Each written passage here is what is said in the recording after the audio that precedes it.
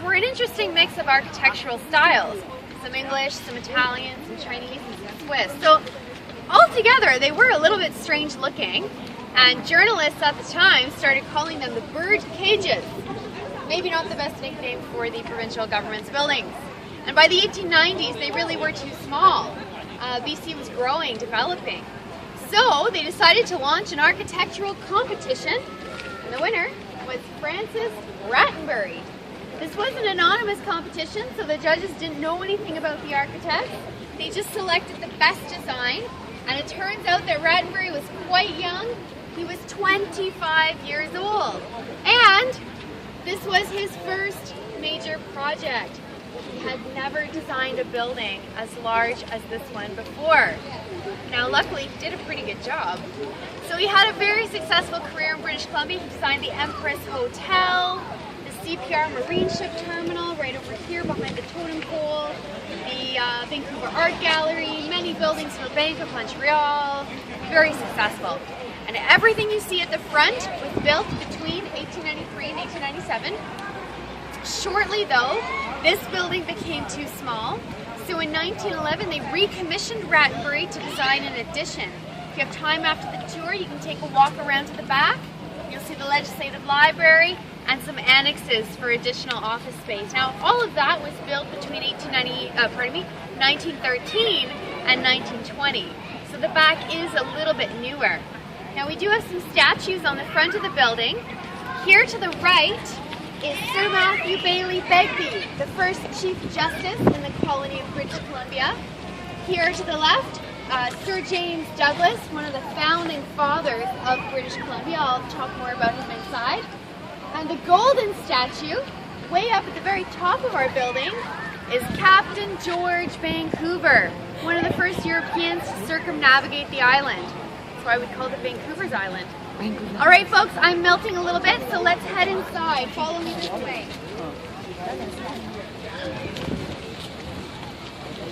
Đây.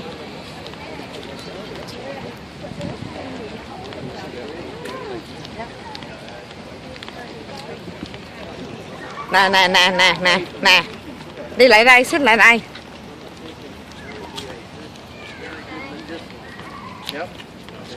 Rồi người ta kể hết mới, kể hết câu chuyện rồi đó. Cái top ở trên kia kìa là top trên kia là Vancouver Island đó. King of Vancouver Island. Hả? King of Vancouver Island. Okay.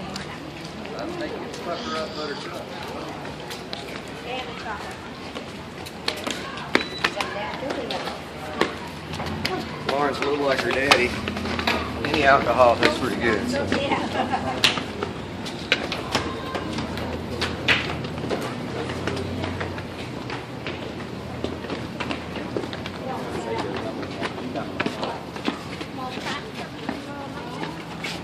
Năm 1959.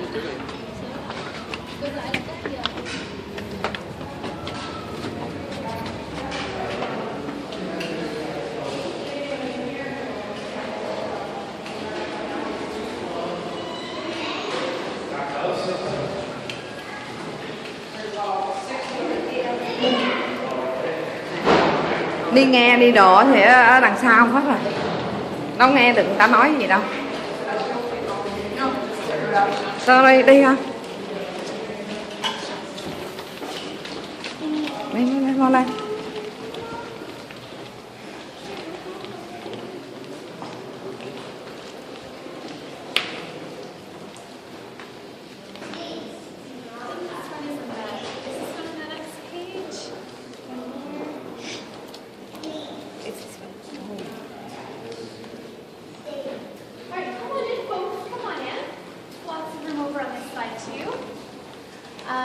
So these are the coat of arms of British Columbia, and it explains some of our more recent history.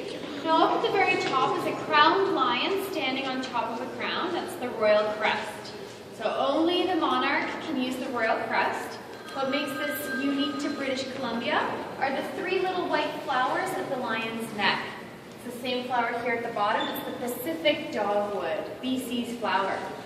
Now in the center, the shield has a setting sun, and that's because we're the westernmost province in Canada. The blue wavy lines represent the ocean. The white wavy lines represent the snowy peaks of the Rocky Mountains. Just above that, the British flag is a nod to the colonial history.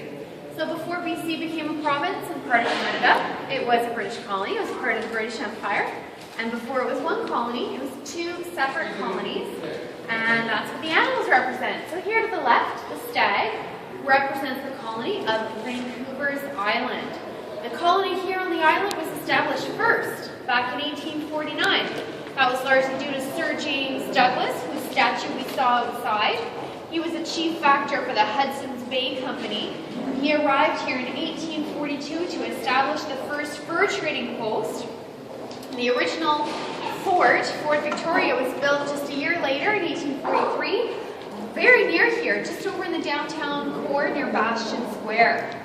Sir James Douglas was the second governor of the colony of Vancouver's Island. He was the very first governor of the colony of British Columbia, represented by the ram. So that was the mainland colony, and it was established a little bit later in 1858, largely due to the gold rush. Now the two colonies joined together in 1866, and they decided to keep the name British Columbia. And then in 1871, British Columbia confederated with Canada, and it became the 6th province in Canada. Below the shield is our motto, Splendor Sine Occasu. It's Latin, and it means beauty without diminishment. And so some people think that's what inspired our license plates, beautiful British Columbia. Any questions before we head upstairs? All right, well, let me just tell you about the canoe in the center. This is a traditional Coast Salish river canoe, and it was carved by BC's previous Lieutenant Governor, the Honorable Stephen L. Moynt. His honor was the first Aboriginal person to be appointed Lieutenant Governor, and he introduced the First Nations art and traditions in his role. After carving this canoe, he presented it to the people of the province, and it symbolizes that all British Columbians, no matter where we come from or what our heritage is, we're all in the same boat together, and we all have to paddle together to go forward. So let's head upstairs. If you'd like to use the elevator, folks, it's located through the archway and to your right. We'll head to the second floor.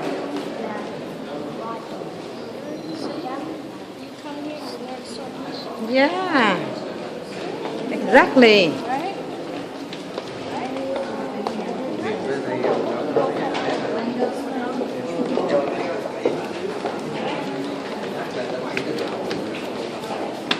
Đâu bây giờ bà nói những cái gì đây nè nè, thi quốc tịch cũng có trong này luôn á nghe. Hồi nãy nói mấy cái đó là thi quốc tịch là mai mốt cũng có nói về cái này nè. Ở trong này là cái quốc hội rồi đó.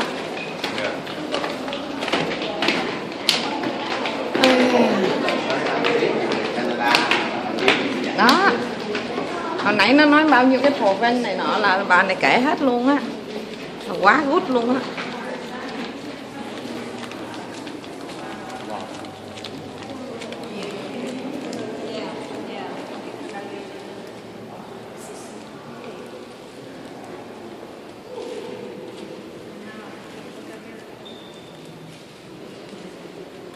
Chữ cao không có thấy.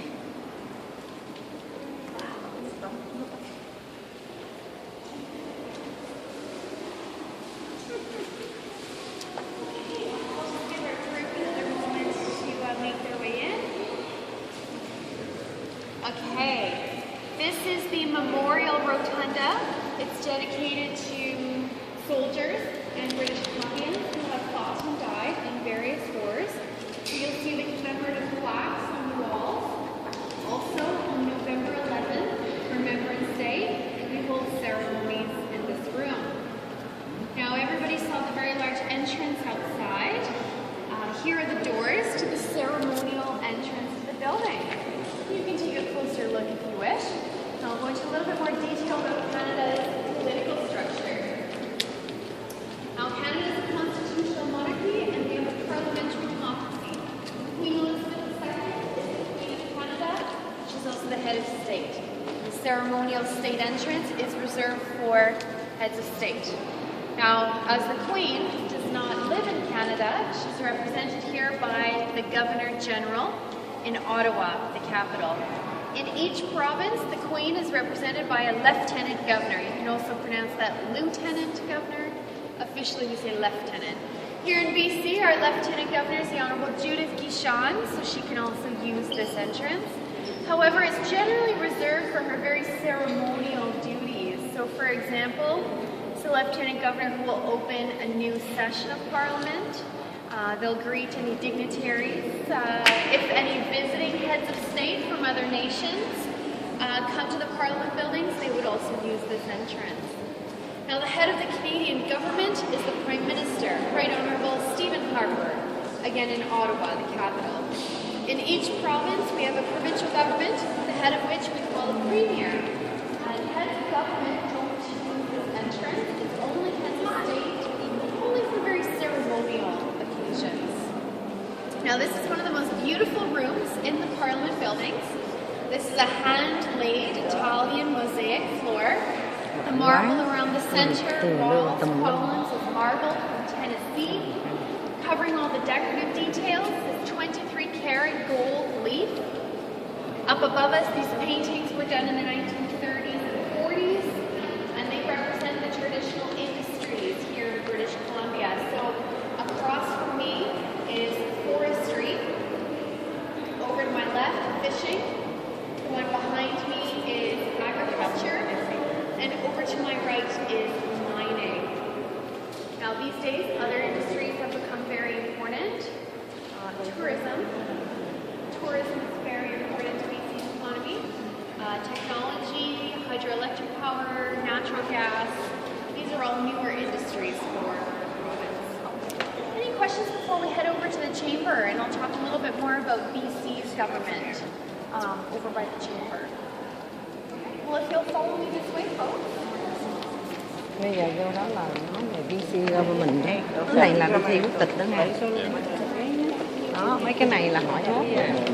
6 cái. Đó.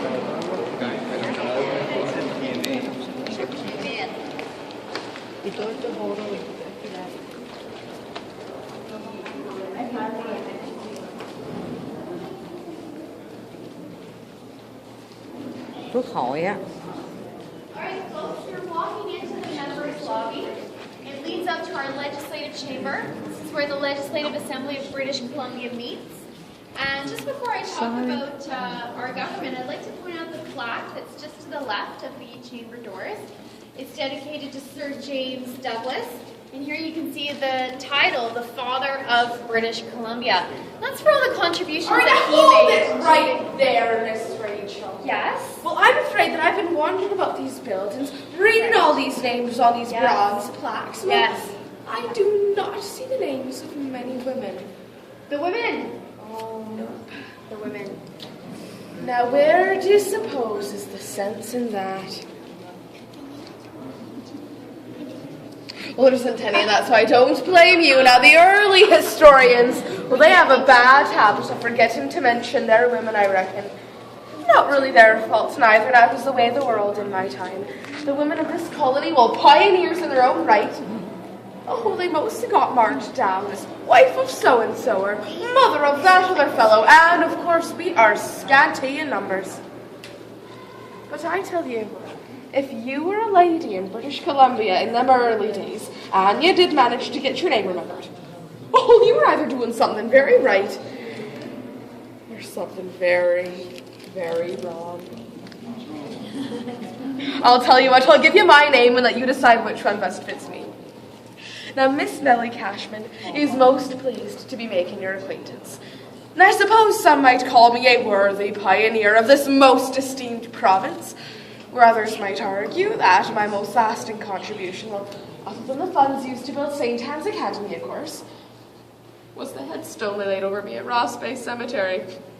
But we can talk more about that a bit later. For now, well, I am very pleased to count myself among the small number of immigrant women who were, are, and forever will be a significant presence in the development of British Columbia.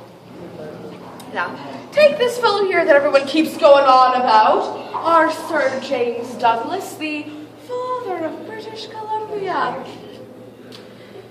Well, he was a great man, to be sure, but you should meet his wife, Lady Amelia Douglas. Now, Sir James, like many of the Hudson's Bay Company men, well, he was married in what we would call the custom of the country. Now, that is to say, he married a First Nation